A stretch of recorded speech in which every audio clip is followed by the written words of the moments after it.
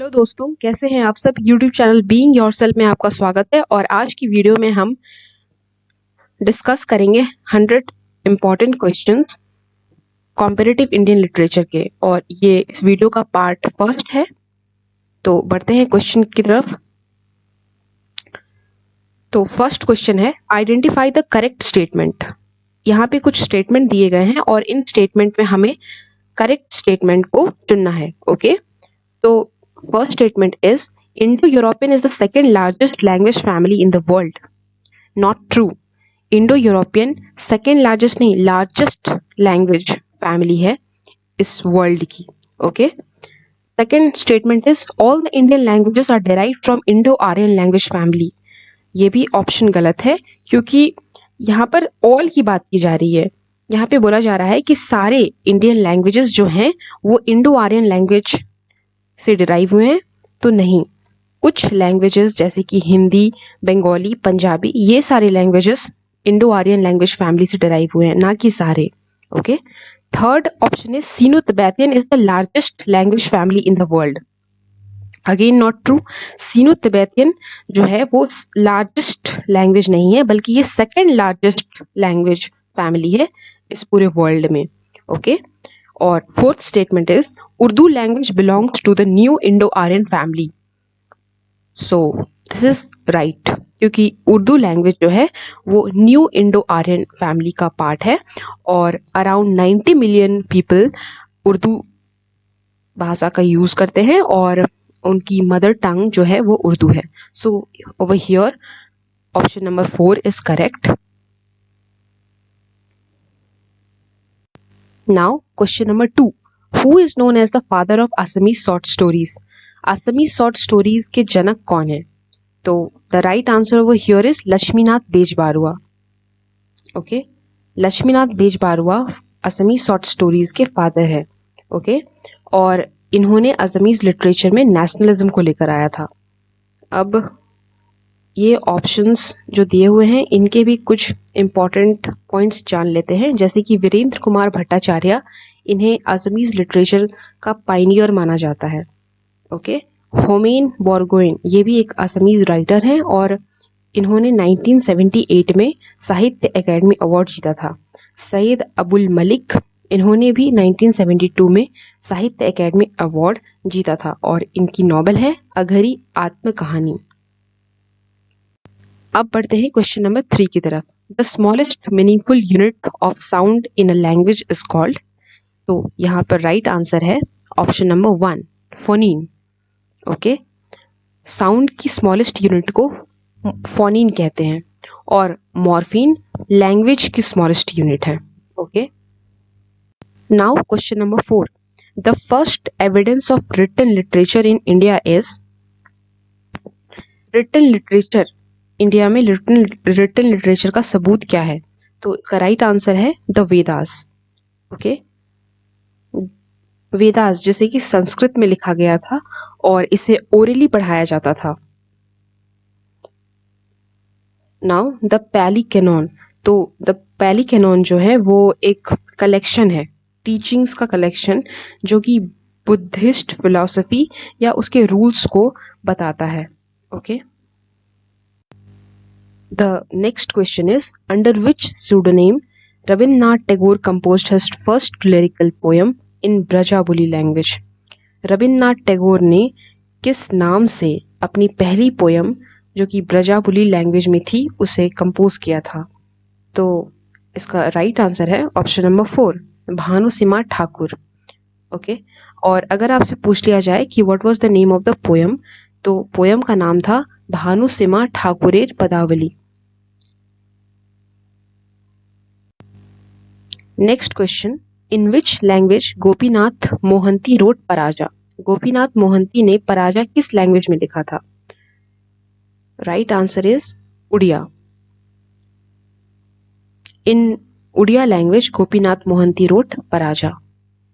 Next question number 7. Who coined the term folklore? Folklore term को किसने coin किया?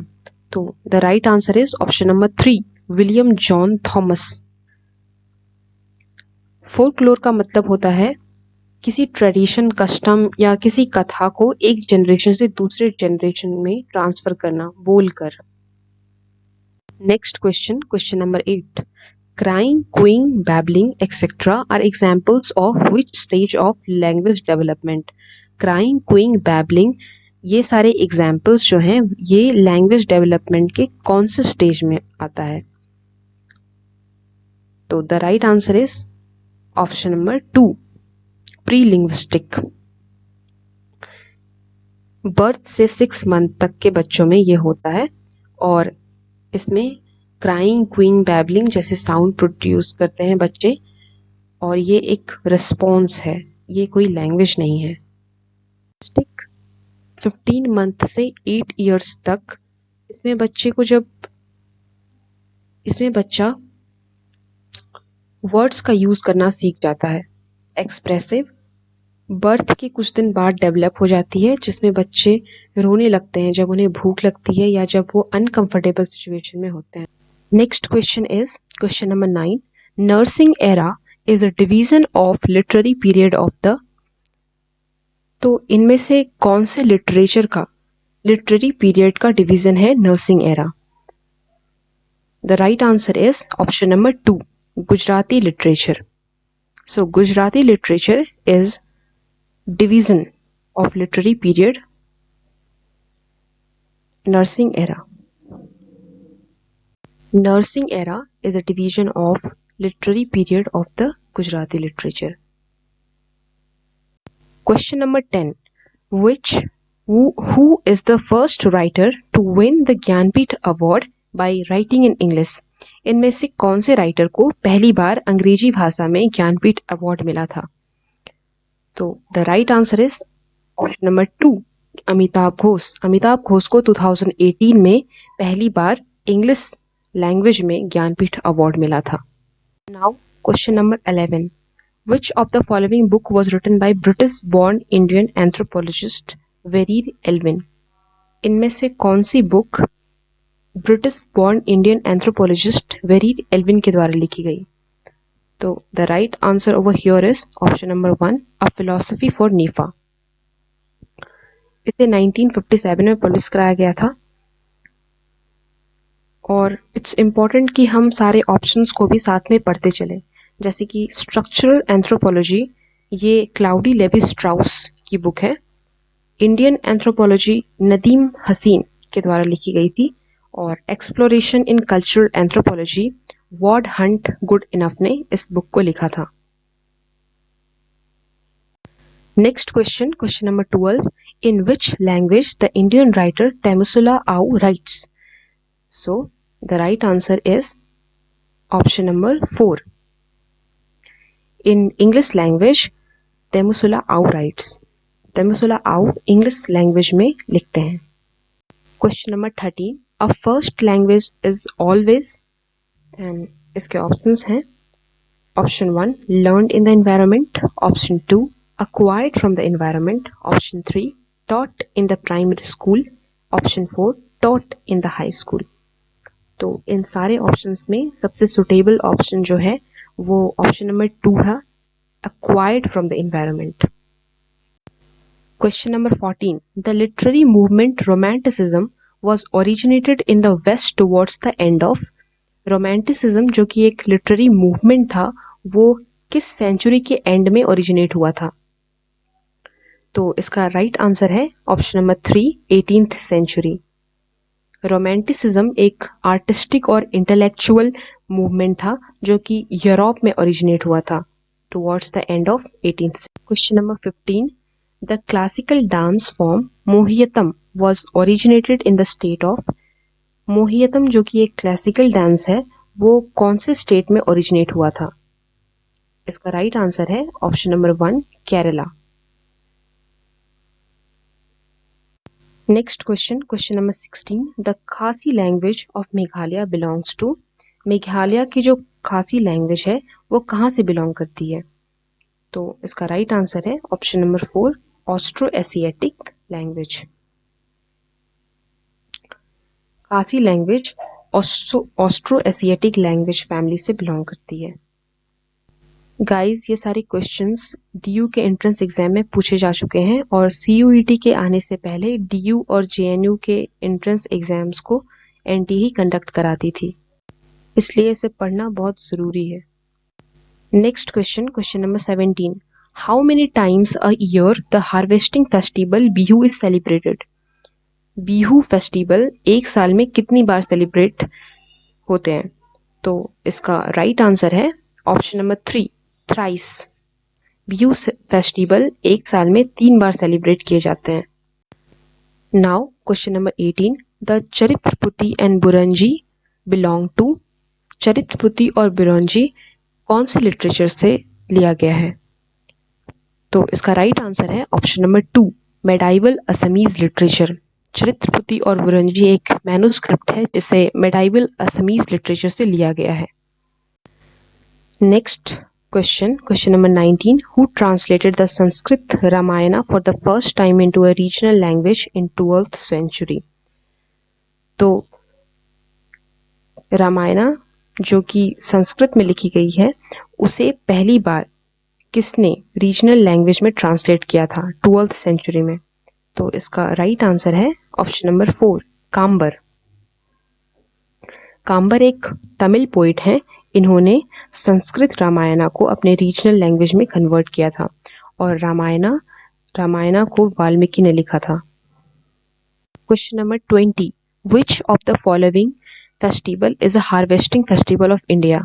इनमें से कौन से फेस्टिवल जो है वो हार्वेस्टिंग फेस्टिवल है इंडिया का?